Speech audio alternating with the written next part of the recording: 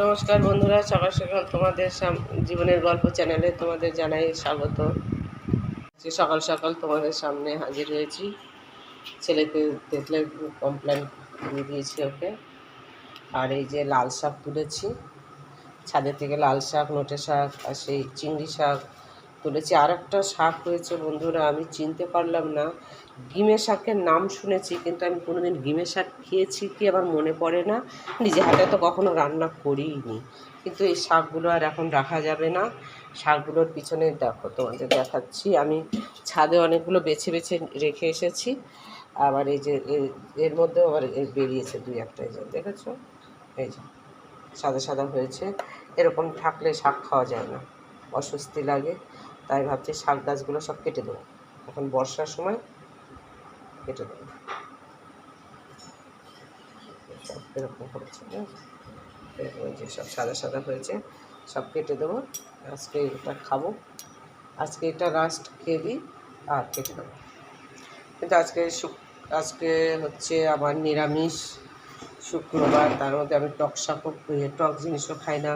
তার মানে শাকের মধ্যে আমার কাসুন্দি দিয়ে খেতে পারবো না, পেঁয়াজ রসুনও দিতে পারবো না, নর্মাল করে খেতে হবে।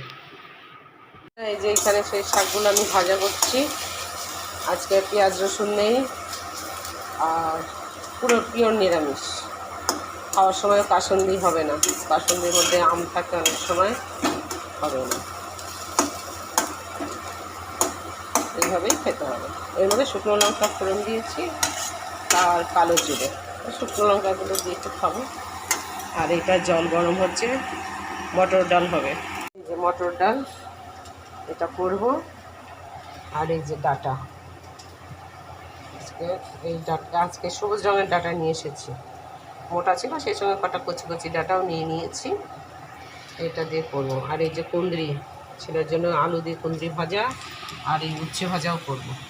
আজকে রান্না অনেক আছে, কুচু কুচু রান্না অনেক আছে। নিরামিষ হলে কুচু কুচু রান্না করতে হয়, ওই জন্য আমি বেশিরভাগই শুক্রবার পোলাও টোলাও করে দিই, কিন্তু আজকে আবার করলাম না, সাদা ভাত। বন্ধুরা, আমাদের মেনু দেখাচ্ছি। ভাত, এই যে উচ্ছে ভাজা, আর এই আমার সেই স্বাদের ডাঁটা চচ্চড়ি। আচ্ছা, এই যে আলু কুঁদরি ভাজা, এইটা শাক, আর হচ্ছে এটা উচ্ছে ভাজা। এটা রয়ে গেছে বেশি, আমার পাতে নিয়ে নিয়েছি এই যে, আর ছেলেকেও দিয়ে দিয়েছি। এইটা ডাল, স্যালাড, আর এই যে ছেলেকে দিয়ে দিয়েছি, ছেলে খাচ্ছে। বন্ধুরা, লেবু হলে ভালো হতো, কিন্তু আজকে শুক্রবার, আমি লেবু খাবো না, তাই রয়েছে। এই যে আমার ভাতটা বেশি হয়ে গেল নাকি। যাই হোক বন্ধুরা, এবার খাই, একটু টুকটুক করে খেয়ে নিই। বন্ধুরা, কালকে রাত্রে না, সন্ধ্যার সময় আমি হচ্ছে তোমাদের বলেছিলাম যে আমি কাঁঠাল খেলে দেখছি যে আমার শরীরের মধ্যে একটু কেমন অস্বস্তি হয়। কী অস্বস্তি হয় আমি সেটা বলতে পারিনি, সারা শরীরটার মধ্যে কেমন আমার হয়ে যায়। এবার কালকে সন্ধ্যার সময়, এবার কাঁঠালটা এমনি টেস্টি ছিল, মিষ্টিও ছিল। তারপরে আমরা দুজনে বসে, ছেলে কাঁঠাল খাইনি, আমরা দুজনে বসে হচ্ছে করেছি, মুড়ি দিয়ে কাঁঠালটা খেয়েছি। আমি হচ্ছে 5-6 কোয়া খেয়েছি, উনি 10-12টা খেয়েছে। উনি তো খেতে পারে, ওনার সমস্যা নেই। এবার আমার সেই 1 কোয়া 2 কোয়া খেয়ে যখন শরীর খারাপ হয়েছিল, এবার 5-6 কোয়ার কী অবস্থা হবে।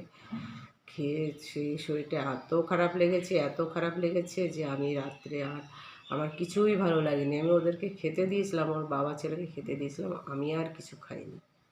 এত কথা। তারপরে হচ্ছে বুঝতে পারছিলাম যে আমার গ্যাস হয়েছে, এটা বুঝতে। তারপরে উনি বললো যে গ্যাসের ট্যাবলেট খেতে। গ্যাসের ট্যাবলেট খাওয়ার পরে তারপরে ঘুমিয়ে গেছি। ঘুমিয়ে যাওয়াতে আমি আর কিছু ভালো মন্দ কিছু বুঝতে পারিনি। সকালে উঠে আমার শরীরটা হালকা হালকা হয়ে গেছে, আর সেই জিনিসটা আর কিছু নেই। তাহলে এবার বোঝা গেল যে কাঁঠাল আমি খেতে পারবো, কাঁঠাল খেলে আমাকে একটা গ্যাসের ট্যাবলেট খেয়ে নিতে হবে। যাই হোক, এবার সকালবেলা উঠে আমার স্নান টান হয়ে গেছে, গপুকে ভোগ দেওয়া, গপুকে দেওয়া হয়ে গেছে, সব কিছুই হয়ে গেছে। এখন আর কি করবো, এখন দেখলাম যে কালকে আমি তো তোমাদের সঙ্গে রাত্রেবেলায় আর কোনো ভিডিও করতেও পারিনি, আমার দেওয়ার মতন অবস্থায় নেই। তাই আমি ভাবলাম যে এখন একটু কথা বলি তোমাদের সঙ্গে, যে আমার কালকে শরীরটা খারাপ হয়েছিল, তাই আমি আজকে আমার ভিডিও দিতে একটু দেরি হয়ে যাচ্ছে। আজকে আবার একাদশী, পাণ্ডব নির্জলা একাদশী। সকালে উঠে গোপুকে স্নান করানো, রাধা গোবিন্দকে স্নান করানো, তারপরে ওই ঠাকুরের আসনটা আজকে পুরো পরিষ্কার করলাম, বিছানা, ঠাকুরের বিছানাপত্র সব পুরনো ওইগুলো সব ধুয়ে দিয়েছি। আবার নিচের বিছানাটা নূতন পেতে দিয়েছি।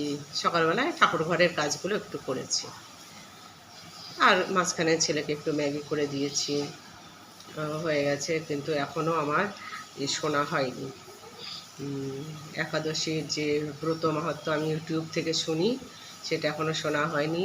আর আগের একাদশীতে তোমাদের বলেছিলাম যে আমি নিজেই পাঠ করব, কিন্তু সেই একাদশীর ব্রত মাহাত্ম্য যে বই, সে বইটা আমি অর্ডার করেছি, এখনও আমার আনা হয়নি। ওগুলো ট্রেনে উঠলে পরে পাওয়া যায়, এই পাঁচালী সেই পাঁচালী, ব্রত মাহাত্ম্য সেই ব্রত মাহাত্ম্য, এই ব্রত কথা পাওয়া যায়। আমি আসলে ট্রেনে তো সেইভাবে জার্নি করি না। যেটুকু আমি, যেহেতু আমার স্পাইনে অপারেশন হয়েছে, আমি পাবলিক ইয়েটা সবসময় আমি অ্যাভয়েড করে চলি, ভিড়ভাট্টা মানে গ্যাদারিংটা আমি অ্যাভয়েড করে চলি। প্লাস আমার ছেলেরও অপারেশন হয়েছে অনেকগুলো, তোমাদের সঙ্গে বলেছি, তাই সেটাও আমি তাকেও নিয়েও আমি একটু ভিড়ভাট্টা অ্যাভয়েড করে চলি। পাবলিক ট্রেন বাস আমি অ্যাভয়েড করে চলি।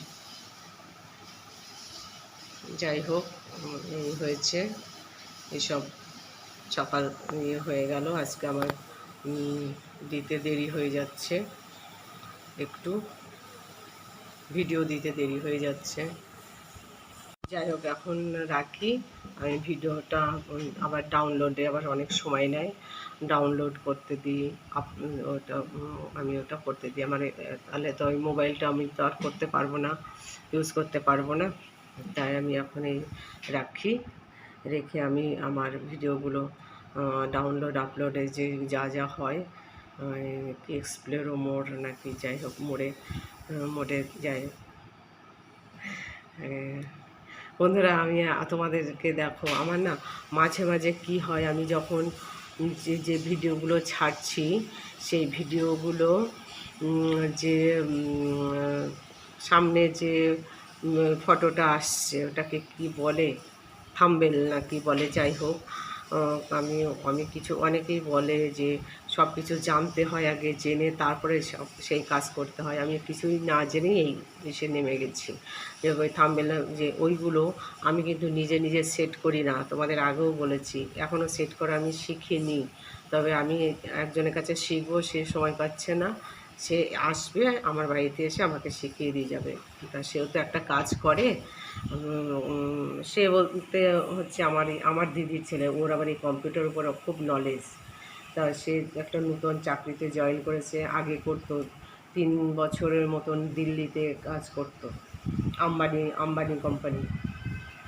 অনন্ত আম্বানি যখন বিয়ে হয় অনন্ত আম্বানি, তখন ওই কোম্পানিতে দিল্লিতেই ও ছিল।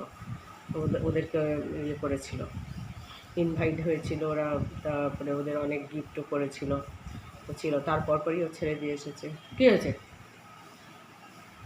যাই হোক, তারপরে দিল্লিতে ছিল, দিদির একটাই ছেলে। তারপরে ওকে বলা হলো দিল্লিতে যাওয়া আসা কষ্ট হয়ে যাচ্ছে, দিদি কখনো যাচ্ছে কখনো ও আসছে, ছুটি কম, তবু আসা যাওয়া করতে হচ্ছে। মা ছেড়ে থাকতে পারছে না, ছেলেও মাকে ছেড়ে থাকতে পারছে না, মানে সব আঁচলের তলা থেকেই সব কাজে ঢুকে গেছে। তারপরে সে যাই হোক, তারপরে ওকে বলা হলো যে যতই ভালো কোম্পানি হোক, ভালো স্যালারি হোক, তুমি কলকাতার দিকে দেখো। তো এখন কলকাতাতেও একটা কাজ পেয়ে গেছে। এটা আমেরিকার কোম্পানি। কী কোম্পানির নাম আমি ঠিক বলতে পারলাম না, তবে এই কোম্পানিটার মেন হচ্ছে আমেরিকা। সেই কোম্পানিতে এখন পেয়েছে। ও 6 মাস না হলে তো ছুটি ছাড়া পায় না।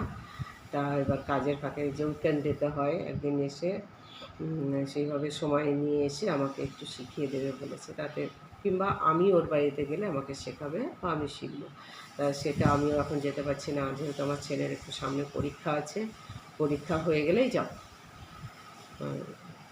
যাই হোক, হচ্ছে উম, তখন আমি শিখে ই করবো যে এই থাম্বনেলগুলো একা একাই আসে। কিংবা কখনো আমার যে আমি ফোকাস করি যে ভিডিওর যে জিনিসটাকে আমি লিখে ফোকাস করি যে আজকে এই করলাম, আজকে সেই করলাম, কখনো সেই থাম্বনেলই আসছে, কখনো কিন্তু অন্য থাম্বনেল এসে যাচ্ছে। কিন্তু যখন যখন মিলে যাচ্ছে যে এই থাম্বনেলই আসছে, এই থাম্বনেলই আসছে, ওটা কিন্তু একাই আসছে। আমি নিজে সেটিং করছি না, করতে এখনও শিখিনি। তা আজকেও জানি না কি থাম্বনেল আসবে, কি আসবে, কি হবে জানি না। যাই হোক, আমি এখন রাখছি। অনেক অনেক কথা বললাম তোমাদের সঙ্গে। আমি এখন এটা ডাউনলোডে দেবো। লাস্টে এখন ওই একটা এক কলি গান করতে করতেই তোমাদের শেয়ার করছি। এই আমি টাটা জানাচ্ছি। তোমরা আমার এই চ্যানেলটাকে লাইক করো, শেয়ার করো, সাবস্ক্রাইব করো। তুলসী কৃষ্ণ প্রেয়সী নমো নমো।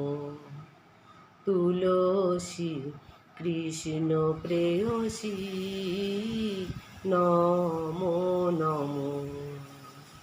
মোর মনে এই অভিলাষ, বিলাস কুঞ্জে দিও বাস। মোর মনে এই অভিলাষ, বিলাস কুঞ্জে দিও বাস।